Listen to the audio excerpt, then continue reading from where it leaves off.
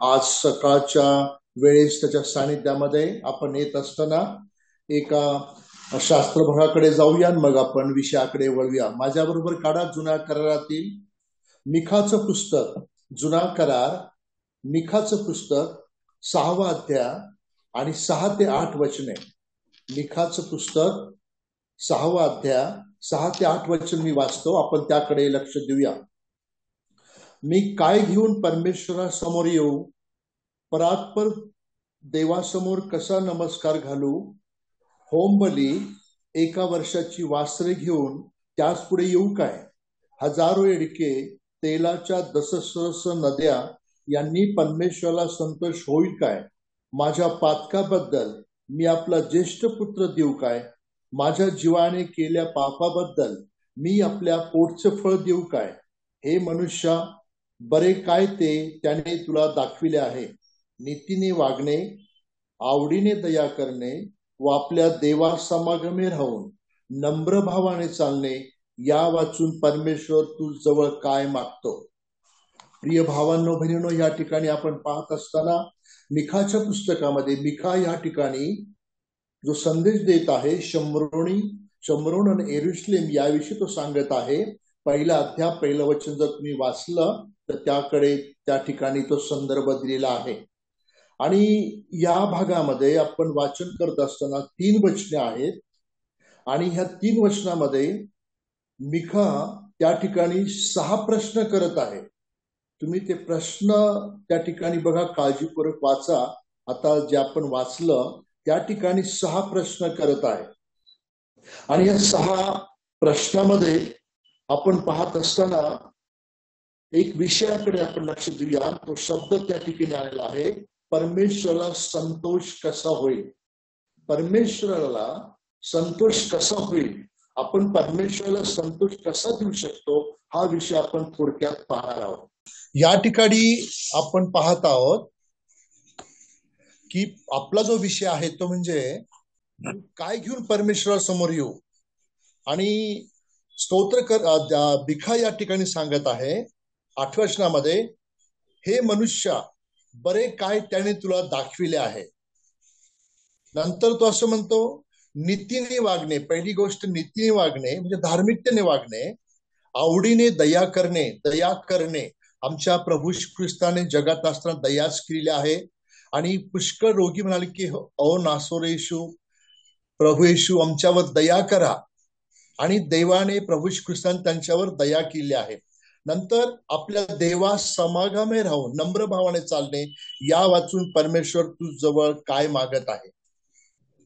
प्रिय भावण बहिणो, आमचा जो परमेश्वर आहे, जुन्या करारामध्ये आम्ही पाहतो इस्रायल लोकांना किती यज्ञ करावं लागत असे, अर्पण करावं लागत असे. परंतु प्रभूची आपण स्तुती करूया की प्रभू येशूने तुमच्या माझ्यासाठीचे वधस्तंभावर बलिदान केलं आहे. आता यज्ञाची अर्पणाची गरज राहिली नाही. म्हणून आम्ही प्रभूचे आभार मानले पाहिजे आणि प्रभूने आमच्यासाठी जे केलेलं आहे त्याचं आम्ही स्मरण केलं पाहिजे. आणि त्याला जे आवडतं तो त्याला कसं संतोष देता येईल, तो कसा संतुष्ट होईल, तो कसा खुश होईल, त्याला काय आवडतं ते आम्ही केलं पाहिजे. आम्हाला पुष्कळचे संदर्भ आहेत वाचनाचे, परंतु आपण थोडक्यात पाहणार आहोत की पहिले थेसलनी 2 अध्याय 4 वचनामध्ये आम्हाला एक संदर्भ पाहास मिळतो. पहिले थेसलनी 2 अध्याय 4 वचन मी वाचतो. तर सुवार्ता सांगण्याचे काम आम्हा सोपवून देणे हे देवाला पसंत वाटल्यावरून आम्ही ती सांगतो.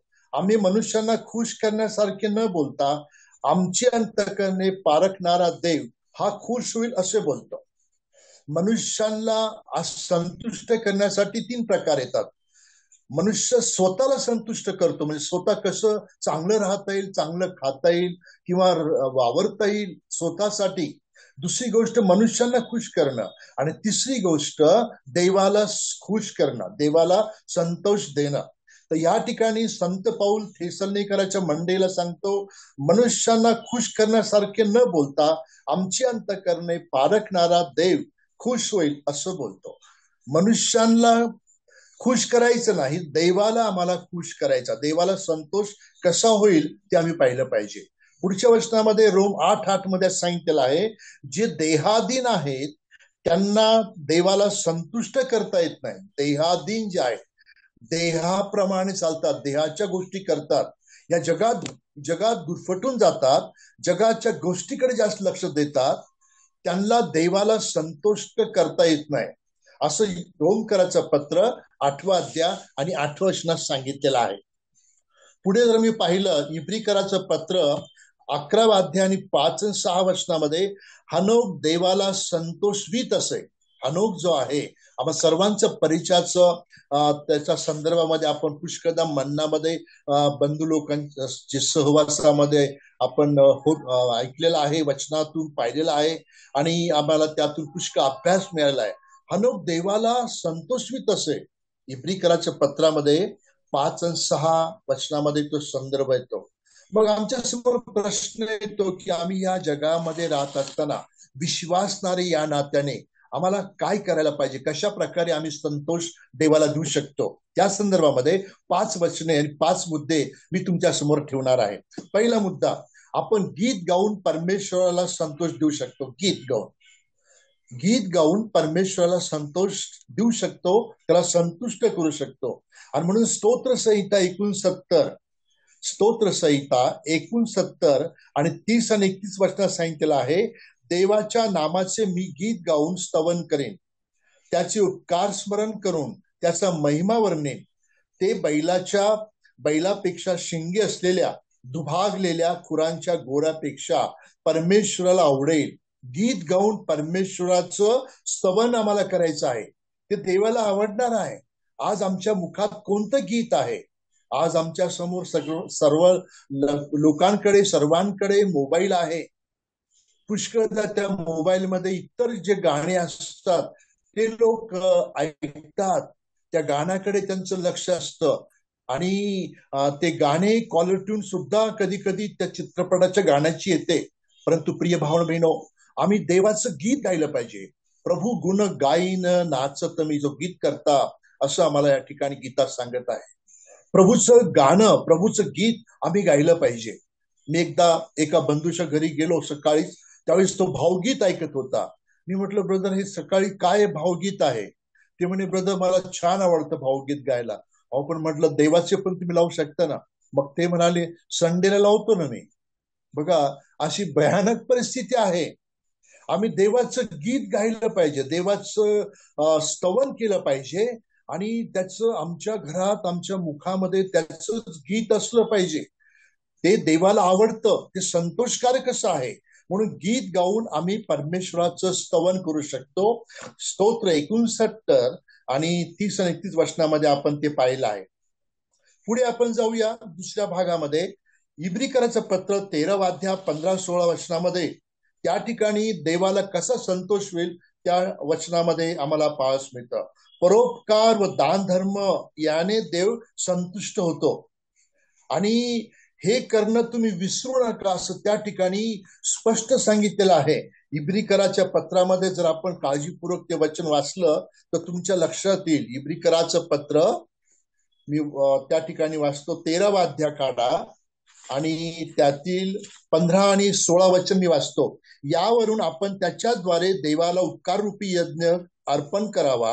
हा यज्ञ त्याचे नाम स्वीकारणाऱ्या ओठाचे फळ असं आहे. परोपकार व दान धर्म करणे विसरू नका, अशा यज्ञांनी देव संतुष्ट होतो.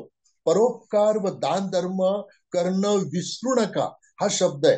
विसरू या शब्दाला फार महत्व. विसरू नका, आपण ते केलं पाहिजे.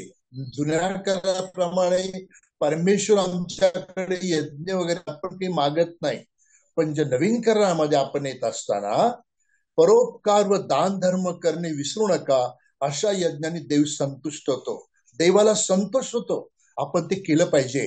आणि हा शेवटला काळ आहे, प्रभूचे येणं जवळ होत आहे. अशा परिस्थितीमध्ये आमचा प्रभू कसा संतोष होईल, प्रभूला काय आवडेल, त्या ठिकाणी तो संदर्भ आम्हाला पाहास मिळतो.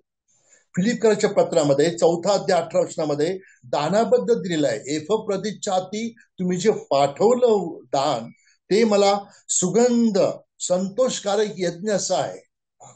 देवाच्या सेवकांना देणं, गरिबांना देणं, अनाथ विधवांना देणं आणि दया करणं, दान देणं, परोपकार करणं, हे आम्हाला नवीन करारात सांगितलेलं आहे आणि ते आम्ही केलं पाहिजे आणि त्या यज्ञांनी देव संतुष्ट होतो असं आम्हाला वचनात पाहाव्यास मिळतं. तिसऱ्या भागाकडे आपण येत असताना हनोकाबद्दल आम्ही जे वचन वाचलं, उत्पत्तीच्या पुस्तकामध्ये 5वा अध्याय 22 वचनामध्ये स्पष्ट दिलेलं आहे. मी वाचतो त्या ठिकाणी आपण जाऊया. उत्पत्तीचं पुस्तक 5वा अध्याय काढा आणि त्यातील 22 वचनामध्ये हनोक देवाच्या सभागमे राहत असे. उत्पत्तीचं पुस्तक 5वा अध्याय आणि 22वा वचन. मथुशल झाल्यावर हनोक 300 वर्ष देवाच्या समागमे राहिला व त्यास आणखी पुत्र व कन्या झाल्या. हनोकाचे एकंदर आयुष्य 365 वर्षाचे झाले. हनोक देवाच्या समागमे राहत असे. देवाने त्याला नेले आणि तो दिसेनासा झाला. समागमे, देवाच्या समागमे. प्रिय भावांनो बहिणो, या शेवटल्या काळामध्ये आपण त्याच्या सानिध्यामध्ये राहत असताना आपण प्रभुवारी किंवा रविवारीच देवाला आपलं समर्पण करायचं नाही किंवा तो दिवस, पण दररोज रोज आपण ज्या ज्या ठिकाणी जातो, सेवा काम करतो, त्या ठिकाणी देवाच्या समागमे आम्हाला राहायचं आहे, देवाच्या सानिध्यामध्ये राहायचं आहे. आम्ही इतर दिवस कामामध्ये असतो, वेगळ्या ठिकाणी असतात, आपल्या सर्व व्यवहारामध्ये आपण चालतो, त्यावेळेस पुष्कळदा आमच्याकडून प्रभूला आम्ही विसरून जातो. परंतु हनोक हा देवाच्या समागमे चालत असे, संतोष देत असे. आणि ह्या ठिकाणी आपण तिसरी उदाहरण पाहिलेलं आहे. तिसरं वचनाकडे मी तुमचं लक्ष, तिसऱ्या मुद्द्याकडे मी तुमचं लक्ष केंद्रित केलं की देवाच्या समागमे राहून आपण परमेश्वराला संतोष देऊ शकतो. त्यामुळे परमेश्वर देव खुश होईल, त्याला आवडेल आणि त्याला जे आवडतं ते आपण केलं पाहिजे. ह्या तिसऱ्या मुद्द्याकडे आपण पाहिलेलं आहे. चौथ्या मुद्द्याकडे बघा, कलसेकराचं पत्राकडे आपण जाऊया. पहिला अध्याय, कलसेकराचं पत्र पहिल्या अध्यायाकडे मी तुमचं लक्ष केंद्रित करतो. कलसेकराचं पत्र पहिला अध्याय आणि त्यातील 10 वचन. कलसेकराचं पत्र पहिला अध्याय 10 वचन मी वाचतो. यासाठी की तुम्ही सर्व प्रकारे प्रभूला संतोष विण्याकरता त्याला शोभेल असे वागावे, म्हणजे प्रत्येक प्रकारच्या सत्कर्माचे फळ द्यावे आणि देवाच्या ज्ञानाने तुमची वृद्धी व्हावी. यासाठी की तुम्ही सर्व प्रकारे प्रभूला संतोष विण्याकरता शोभेल असे वागावे. शोभेल, प्रभूला शोभल असं वागावं. पहिली गोष्ट वागावं. दुसरी गोष्ट प्रत्येक प्रकारच्या सत्कार्याचे फळ द्यावे. आम्ही फळ दिलं पाहिजे. प्रभूची सुवार्ता आम्हाला सांगायची आहे. आम्ही शांतच बसलो तर कसं प्रभूचं कार्य होणार आहे, कसे आत्मे प्रभूकडे येणार आहे. आणि म्हणून आपण वेळ न दडवता प्रभूची सुवार्ता लोकांना सांगायची. फळ, जे जे झाड फळ देणार नाही ते कापून टाकण्यात येईल, शास्त्रात आम्हाला स्पष्ट दिलं आहे. आणि म्हणून दुसरी गोष्ट ह्या भागामध्ये, फळ द्यावे आणि देवाच्या ज्ञानाने तुमची वृद्धी व्हावी. देवाच्या ज्ञानाने आमची वृद्धी झाली पाहिजे. आम्ही नुसती देवाचं वचनात वाढलं पाहिजे. आम्ही पुष्कळदा देवाचं वचन, देवाचे संदेष्टे, देवाचे सेवक, वेगवेगळ्या बंधू लोकांकडून आम्ही संदेश ऐकत आहोत. आमची वाढ झाली पाहिजे, आम्ही बोललं पाहिजे, आम्ही सुवार्ता सांगितली पाहिजे. परंतु आम्ही पुष्कळ वेळेस गप्प बसतो आणि त्यामुळे प्रभूचं कार्य थंडावलेलं आहे. सुवार्ता सांगण्यासाठी आम्हाला सांगितलेलं आहे, आम्हाला गप्प बसता कामा नये. आणि म्हणून प्रभूला कसा संतोष होईल, आमची वृद्धी झाली पाहिजे आणि त्यावरून प्रभूला संतोष होईल. या ठिकाणी आपण हे वचन पाहिलं आहे. शोभेल असे वागावं, सत्कर्माचं आम्हाला आम्ही फळ द्यावं आणि नंतर आमची वृद्धी झाली पाहिजे. 3 गोष्टी या 10 वचनामध्ये नमूद करण्यात आलेल्या आहे. नंतर आम्ही शेवटला 5 मुद्द्याकडे पाहत असताना त्या ठिकाणी सांगितलेलं आहे, परमेश्वराचा शब्द पाळल्याने देवाला संतोष होतो. सर्वांचं परिचयाचं वचन आहे ते 1 शमूएल 15 अध्याय आणि 22 वचन. त्या ठिकाणी तेव्हा शमूएल म्हणाला, परमेश्वराचा शब्द पाळल्याने जसा त्याला संतोष होतो तसा होमांनी यज्ञांनी होतो काय? पहा, यज्ञापेक्षा आज्ञा पाळणे बरे. एडकेच्या वपेपेक्षा वचन ऐकणे बरे. आता हा जो तुम्ही संपूर्ण शास्त्रपाठ वाचला तर शाऊल आणि शमूएल यांचं संभाषण आहे आणि त्या ठिकाणी अमालेकांचा पूर्ण संहार करायचा, काही त्यांचं ठेवायचं नाही. राजापासून तर सर्व सर्व सर्वांना मारायचं, जनावर सर्वांना. परंतु या शाऊल राजाने चांगली चांगली जनावरं, गुरेढोरे आणि त्या राजाला पण जिवंत ठेवलं. अगाग त्याचं नाव आम्हाला पाहावयास मिळतं. तर या ठिकाणी सर्वांचा नाश करा सांगितलेला आहे, तर त्यांनी तसं न करता काहीतरी बाजूला ठेवलं. आणि तो भाग जर तुम्ही वाचला तर त्यावेळेस आमच्या लक्षात येईल की परमेश्वराचा शब्द आहे ना, तो तंतोतंत आपण पाळला पाहिजे. या ठिकाणी म्हणून शमूएल संदेशात त्याला सांगत आहे, परमेश्वराचा शब्द पाळल्याने जसा त्याला संतोष होतो तसा होमानी यज्ञानी होत नाही. जे देवाने आम्हाला सांगितलेले ना, ते आम्ही वचनाच्या संदर्भ धरून तेच आम्ही केलं पाहिजे. आज प्रिय भावांनो, बहिणो, अनेक पंथ आहे आणि बायबल मधून आम्ही पाहतो की वेगवेगळ्या प्रकारचं शिक्षण, खोटं शिक्षण आज मंडळामध्ये येत आहे. वेगवेगळ्या प्रकारचं शिक्षण, वेगवेगळ्या प्रकारच्या रूढी परंपरा, परंतु देवाला ह्या गोष्टी आवडत नाही. जे देवाला आवडतं वचनाप्रमाणे आपण केलं पाहिजे. आणि या ठिकाणी शमूएल त्याला म्हणत आहे, वचन आणि आज्ञा पाळण्याने देवाला संतोष होतो. हे फार महत्वाचं आहे. आणि म्हणून हे 5 मुद्दे मी तुमच्या समोर, म्हणजे 5 उदाहरणं ठेवलेली आहे. पुष्कळशे आहे, परंतु वेळेच्या अभावी आणि थोडा मोबाईलचा पण प्रॉब्लेम झाल्यामुळे तर आपण पाहत असताना गीत गाऊन आम्ही परमेश्वराला स्तवन देऊ शकतो, संतोष देऊ शकतो. परोपकार व दान धर्म करून देवाच्या समागमे राहून आणि त्याला शोभेल असं वागणं, फळ देणं, वृद्धी, त्यामुळे आमची वृद्धी झाली पाहिजे आणि देवाचा शब्द, देवाच्या आज्ञा आपण पाळल्या पाहिजे. हे फार महत्वाचं आहे. हे 5 गोष्टी आपण पाहिल्या आहे. तुम्ही जर ह्यातून मनन केलं तर पवित्र शास्त्रामध्ये अशा पुष्कळ वचन आहेत, संदर्भ आहेत, त्यातून आम्हाला देवाला कसा संतोष देता येईल ते पाहावयास मिळतं. आणि शेवटलं बोध वचन मी वाचतो आणि मग आपण त्या ठिकाणी थांबूया. इब्रिकराचं पत्र 8वा अध्याय आणि क्षमा करा 10वा अध्याय आणि 38 वचनाकडे मी तुमचं लक्ष केंद्रित करतो.